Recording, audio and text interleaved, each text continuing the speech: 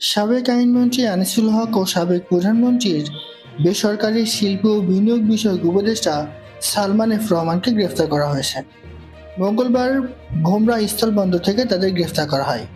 বিষয়টি নিশ্চিত করেছেন ঢাকা মহানগর পুলিশের কমিশনার মাইনুল ইসলাম। তিনি বলেন, আমরা বিভিন্ন থানা ও বন্দরগুলোতে যে মেসেজ দিয়েছিলাম সেই মেসেজের ভিত্তিতে তাদের গ্রেফতার করা হয়েছে। তিনি আরও জানান, নিউ মার্কেট থানার একটি মামলায় আজ বিকেলে তাদের গ্রেফতার করা হয়।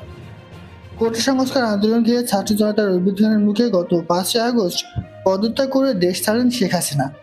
এরপরই শেখ হাসিনা সরকারের মন্ত্রী ও আওয়ামী লীগের অন্যান্য নেতারা আড়ালে চলে যান। সালমান এফ রহমানের আজ গ্রেপ্তার হওয়ার খবর এলেও ভারতীয় গণমাধ্যমে এর আগে দাবি করা হয়েছিল তিনি শেখ হাসিনার সঙ্গে দেশ ছাড়েন।